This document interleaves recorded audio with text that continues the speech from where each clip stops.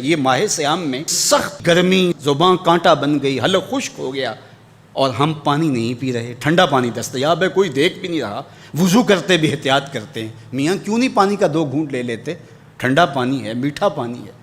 کہا ہم نے روزہ رکھا ہے، اللہ دیکھ رہا ہے۔ ماہ سیام میں ہم پانی نہیں لیتے، اس لیے ہمیں یہ یقین ہوتا ہے تنہائی میں بھی اللہ دیکھ رہا ہے۔ یار جو اللہ رمضان میں دیکھتا ہے وہ غیر رمضان میں بھی دیکھتا ہے۔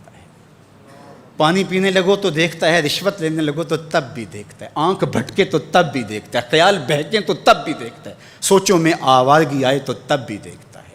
یہ یقین تمہارے ساتھ اگر جڑ جائے کہ تمہارا رب تمہیں دیکھ رہا ہے تو پھر گناہ کرنا مشکل کیا ناممکن ہو جائے گا۔ ان اللہ خبیر بما تعملون، اور جو تم کرتے ہو تمہارا رب اس سے باخبر ہے۔ مت سمجھنا کہ وہ دیکھ نہیں رہا، تم کو چھٹی دے رکھی ہے تو اس کا یہ مطلب نہیں ہے کہ تم اس کی پہنچ سے باہر ہو یا اس کی نگاہوں میں نہیں ہو۔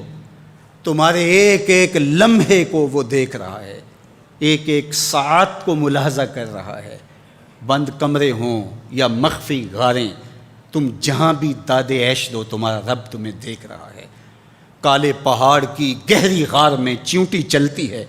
تو اس کے ننھے اور مہین پاؤں سے سینہ سنگ پر جو لکیر بنتی ہے تمہارا رب اس کو یوں دیکھتا ہے جیسے دیوار چین کو دیکھتا ہے۔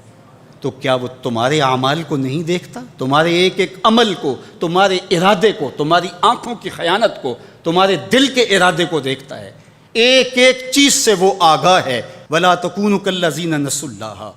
اور ان لوگوں کی طرح نہ ہو جانا جنہوں نے اللہ کو بھلا دیا، غافل ہو گئے، اپنی خواہشات کی زندگی گزارنے لگے۔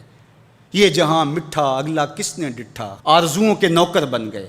جس طرح نفس اور شیطان ان کو چلا رہا اس طرح چل رہے ہیں۔ جو لوگ اللہ کو بھول گئے، اللہ فرماتا ہے اللہ نے انہیں ان سے غافل کر دیا۔ اللہ جب کسی سے ناراض ہوتا ہے تو ہدایت چھین لیتا ہے، اسی لیے ہمیں ہر روز ہر نماز کی ہر رکعت میں ہدایت مانگنی ہوتی ہے۔ اہدنا الصراط المستقیم، ہر روز مانگتے ہیں، ہر نماز میں مانگتے ہیں، ہر رکعت میں مانگتے ہیں، اللہ ہمیں ہدایت پہ گامزن رکھنا۔ اللہ جب کسی سے ناراض ہوتا ہے تو ہدایت کے دیے بجھ جاتے ہیں، اندھیروں میں بھٹکنے لگتا ہے، شیطان اس کو دھوکے میں مبتلا کر دیتا ہے، اسی زندگی کو مقصود زندگی سمجھ لیتا ہے، اس شراب کو آب حیات سمجھ لیتا ہے، جس کو یہ بھی نہ پتا ہو کہ میں ہوں کون، میں کہاں ہوں، میرا مقصد زندگی کیا ہے، مقصد حیات کیا ہے، کھانا پینا اور لذتوں کا حصول۔ یہ تو چوپائے بھی کرتے ہیں، تو اشرف المخلوقات کاہے کا ہے؟ یہ زندگی تو ان کی بھی ہے کہ وہ اچھا کھاتے ہیں، تم تو 1 پاؤ بھر گوشت کھا لیتے ہو اور شیر روز 1 ہرن چاٹ جاتا ہے، وہ تیرے سے زیادہ کھاتا ہے، تیرے سے زیادہ طاقتور ہے، ہاتھی کا جسم تیرے سے کہیں بڑا ہے، پرندے ہواؤں میں اڑتے ہیں، مچھلی پانی کی تہوں میں اتر جاتی ہیں، عقاب کی نظروں اور بلندی پرواز کی دیکھنے والی ہوتی ہے، کرگس کہاں سے کہاں تک سونگھ لیتی ہے، ان کی قوت شامہ تیرے سے بڑی ہے، لیکن اس کے باوجود بھی افضل تو، اشرف بھی تو، اور اللہ نے اپنی نیابت کا تاج تیرے سر پہ رکھا ہے، تو مقصود ہے، تو مسجود الملائک ہے، فرشتوں کی پیشانی تیرے حضور جھکی ہے، تو اپنے آپ سے آشنا ہی نہیں ہے، تجھے پتہ ہی نہیں کہ تو کون ہے، تو خدا کو بھول کے سمجھا کہ میری زندگی آزاد ہو گئی، اب میں جو چاہوں کروں، میں خدا کا بھی انکار کر دیا، بھلا دیا اس کو۔ کہا جب خدا کو تو بھولا تو خود کو بھول گیا، زندگی کے مقصد کو تو نے فراموش کر دیا، اب بھٹکتا ہے ارض فلات میں، جنگل میں پڑے ہوئے خشک پتے کی طرح، جس کو ہوائیں کبھی ادھر اڑا دیتی ہیں کبھی ادھر اڑا دیتی ہیں، مقصد حیات کا علم نہیں ہے۔ خدا کو بھولنے کا یہ نتیجہ ہے جو تجھے بھگتنا پڑ رہا ہے۔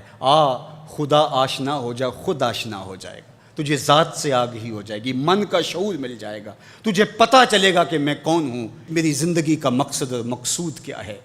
تو اگر تو ایسا نہیں کرے گا تو اللہ تجھے تیرے سے بے خبر کر، تیری ٹانگیں نہیں توڑ دی جائیں گی، تیرا رزق نہیں چھین لیا جائے گا، تیری آنکھوں سے روشنی نہیں اچکی جائے گی، تیرے کانوں کی سماعت نہیں کھینچ لی جائے گی، یہ سب کچھ ہوگا لیکن مقصد زندگی نہیں ہوگا۔ تو کہا اس قرآن سے جڑ جاؤ، اپنی زندگی کو مالک کے سپرد کر دو اور ایک ایک لمحہ مالک کی چوکھٹ پہ گزار دو۔